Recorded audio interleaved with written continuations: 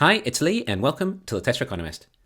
Wow, at the time of this video, Tesla's stock price is below $200, which had a low of the day around 196, down about 5% when the Nasdaq was up about 1%. The market can just be so irrational at times. There was no bad news about Tesla. All the fundamentals were the same today. It sounds like the reason the stock price is getting hit is from Elon's involvement in Twitter and some of his latest tweets. Now, Elon has been clear about how Twitter should be a platform for free speech and equally weighted on both sides. No army of bots trying to persuade people's opinions to one side. And this is an example in some of his latest tweets. Twitter needs to become by far the most accurate source of information about the world. That's our mission. And at the end of the day, if Twitter is indeed the most accurate source of information, more people will use it. Twitter is meant to be an equal platform, which was previously weighted towards the left, and now Elon is trying to even it out, which is upsetting a lot of the left. Just a side note, I never get political on this channel and have never actually presented any political positions. However, due to my extensive education in economics, I'm actually a centralist. I believe that for the best for citizens is to have a larger middle class as possible, with people who agree on as much as possible, and therefore they can vote on matters that improve their society instead of the rich voting for lower taxes or the poor voting for more benefits. Equality obviously plays a large part of that, but so does freedom of speech, coming equally from both sides. Therefore, I'm totally behind what Elon is trying to achieve here. So Elon is trying to level out the playing field when it comes to the media and views on the left and right. People should be able to absorb as much unbiased information without agendas or without propaganda, and make their own minds up from there without additional influence, especially not one-sided bots. That is what Twitter should be. However, that doesn't mean that's what Elon should be.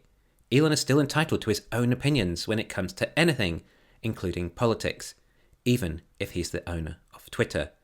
I think there's a disconnect between what Twitter does and what Elon does. Elon is allowed to have an opinion and views on how things are.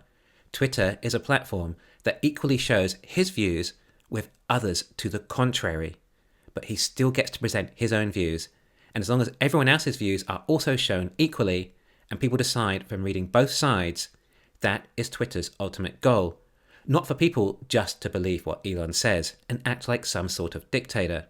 And now we have Elon trying to influence the elections. But bear in mind, this is Elon, not Twitter. He is saying that he recommends voting for a Republican Congress, as the presidency is Democratic. He then says that hardcore Democrats or Republicans never vote for the other side, so independent voters are the ones who actually decide who's in charge. Now, I infer this as Elon asking the independents to vote Republican, not necessarily because Elon wants or prefers the Republican Party. This enforces a stronger pluralism within the nation, which is good as it can ensure the correct checks are made and results in a more balanced government. Of course, a lot of Tesla customers are actually Democrats, obviously particularly in California, and I'm hearing this is actually affecting people's decisions to buy a Tesla. This is a large customer base that Elon is potentially alienating. California is a massive car market. Not only that, I probably don't have to explain to you that there are probably more Teslas per capita in California than anywhere else in the world. As a result of these tweets, and essentially negatively influencing a large target market for Teslas, the stock price has dropped. Yet the fundamentals are all the same. The company has never looked better, with Elon claiming 40,000 vehicles a week by the end of this quarter. That is really getting up there. And with this exponential growth, it's not going to take too many more 50% increases in production until the numbers are huge. And once again, I'd like to point out the operating leverage Tesla has. As these numbers increase, the operating margin will continue to rise, which is more important than gross margin, although gross margin will increase significantly when these new factories are ramped up too. 40,000 a week, that's over 2 million a year, which locks in 50% growth already for next year, with no ramping or expansion. It also places the PE ratio of Tesla at something like 22 when it hits that at the current stock price. That seems a bit crazy to me, yet this is the reality, this is the math. There is no opinion when it comes to math. Statistics? Yes, certainly, but not basic arithmetic. I even bought a call option today because it was so crazy, expiring in February to cover Q4 earnings. I couldn't resist. I'm playing with my emergency mortgage fund here now, which is probably more than I needed anyway, but I wanted to be extra careful. As long as people keep listening to me and signing up to Patreon, I should be okay though. I think we're just seeing this initial reaction about Twitter because people don't like change, especially when it changes the opposite side that they like. This Twitter fiasco will eventually settle down. People will eventually realize what Twitter is and what Elon is doing. They should hopefully come to really appreciate all the new features we're going to see. It's just a difficult transition for some in the meantime. But this is US demand we're talking about. That is essentially the issue here. Elon taking political stances in the US and dividing himself from his customer base. But you'd be surprised how fickle consumers are when it comes to money. Or maybe you wouldn't. Let's not forget two things that happen next year in the US. Obviously, the major one is the $7,500 off a Tesla from the tax credit from the Inflation Reduction Act. Now, Elon cares immensely about Tesla. He's not going to jeopardize this business just when it's doing so well. He knows there's plenty of demand in the US. We have a lot of pent-up demand for a start from people waiting for this tax credit. This is a huge drop in price.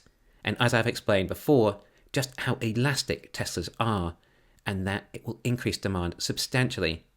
The other item is that Tesla have a new version coming out, the 4680 Model Y, which may or may not be at a lower price point as well. Of course, Tesla also has a new car coming out in the US, the most pre-ordered vehicle in history, the Cybertruck, and will also have $7,500 credit. Okay, there may be some on the extreme left who do refuse to buy a Tesla now just because of this, but those consumers are going to be drowned by other consumers yelling, "Shut up and take my money." Remember, if you are opting to buy a Tesla competitor because you don't like Elon, you're also putting you or your family in potentially more harm in an accident. You're giving up all that performance, driving experience, all those other features and value for money. You're having to put more effort into your driving without FSD or autopilot. This is an extreme amount to be sacrificing just because you don't like the CEO. Some products are just so good, unique, or monopolistic that at the end of the day, people just need them. But sure, a lot of people need to vent how much they despise Elon or what he is doing. And that's what happens when we see real change in the world that tends to be for the better. I know it's tough in investing when the market behaves this insane in a negative way and you're on the wrong side of the insanity. But we've talked about this in the past. This is investing, although this is a particularly difficult time, but the fundamentals are still there. The demand is still there. The profit is still there. The growth is still there. The technology. And there's no one else coming close. And those that try can't even make a profit. Tesla still dominates the EV industry, which is also still growing. We're getting hit from all sides, but hopefully the Twitter stuff calms down a bit. We see a good Q4, semi-truck deliveries, a buyback kicks in, 4680s ramp, and everything else. And we look back at this time and view it as a time of total absurdity. Thanks for listening. Please hit the thumbs up and subscribe. You can follow me on Twitter and talk to me on Patreon.